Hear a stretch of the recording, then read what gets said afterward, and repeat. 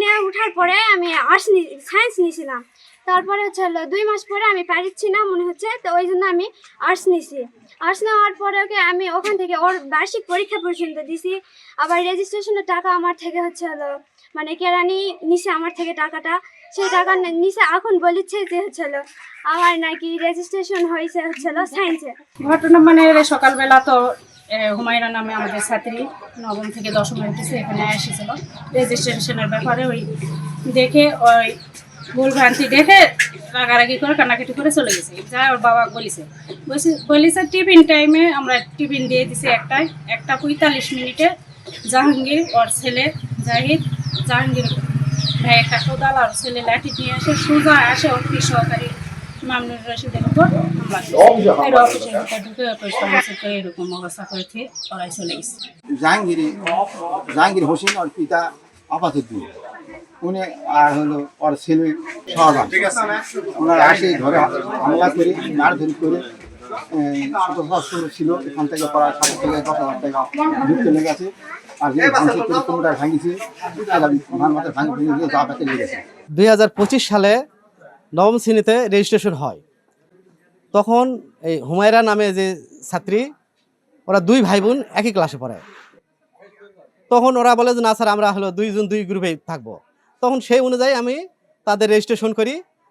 ছেলে হচ্ছে জাহিদ হাসান, উনি ওর রেজিস্ট্রেশন হয়েছে আর্টসে, আর হুমায়রার হচ্ছে সায়েন্সে।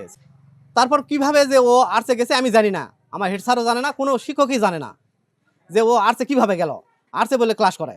আমি আওড়া স্কুলে ক্লাস 10-এ পড়ি। আমি হুমায়রার ক্লাসমেট।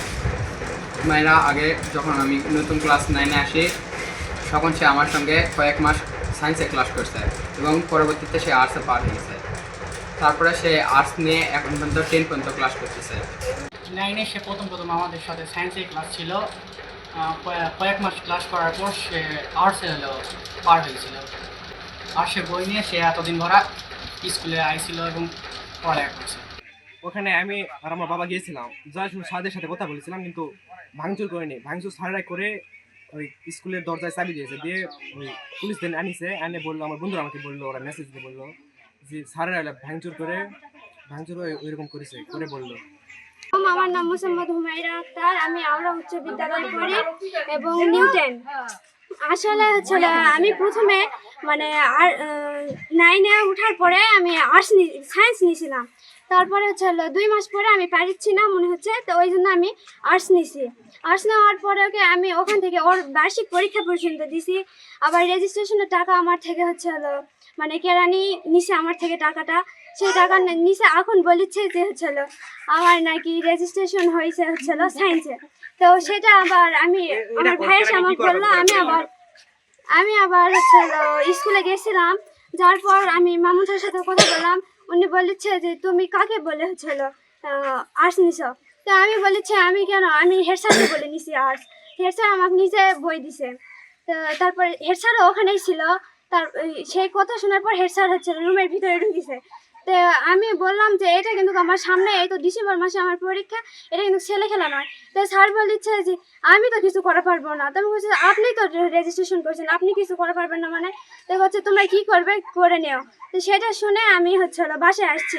আসার পরে আব্বু বাসায় ছিল না, কাজে গেছিল। সেখান থেকে আসার পর আবার আমি আব্বুকে বললাম, আব্বু সেটা শুনে আবার স্কুলে গেছে। স্কুলে যায় স্যারদের সঙ্গে তো না, কেরানির সঙ্গে কথা বলছি। আমাদের বার্ষিক পরীক্ষা হচ্ছিল, আমি পৌরনীতি পরীক্ষা দিতে স্যারের কাছে টাকা আসে, মানে স্যারও জমা দিছি।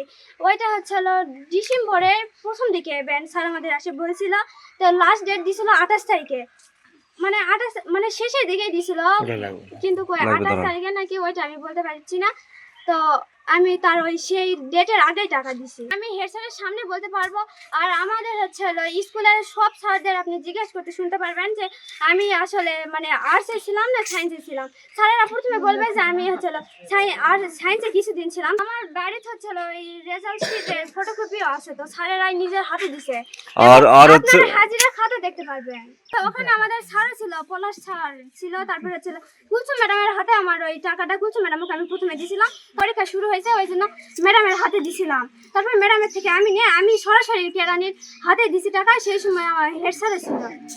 আমার কাছে জরুরি ডিউটি চলে, জরুরি ডিউটি চলাকালীন সময় অফিসার মহোদয় ফোন করে বলেন যে ওরা হাই স্কুলে কি একটা ঝামেলা হয়েছে। আমি সেটার প্রেক্ষিতে আসি এবং এখানে এসে প্রথমে অফিস সহকারী রুমে তালা লাগানো দেখি।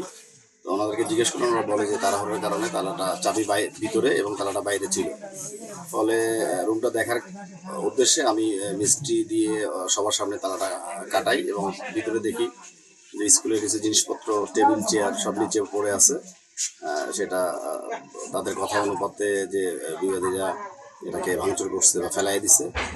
তো বিষয়টা নিয়ে আমি তাদের কাছ থেকে বিস্তারিত শুনি যে এখানে একটা হুমায়রা নামে একজন মেয়ে শিক্ষার্থী, সে ক্লাস 10-এ পড়ে, ক্লাস 9-এ তার নামে রেজিস্ট্রেশন হয়েছে সায়েন্স থেকে।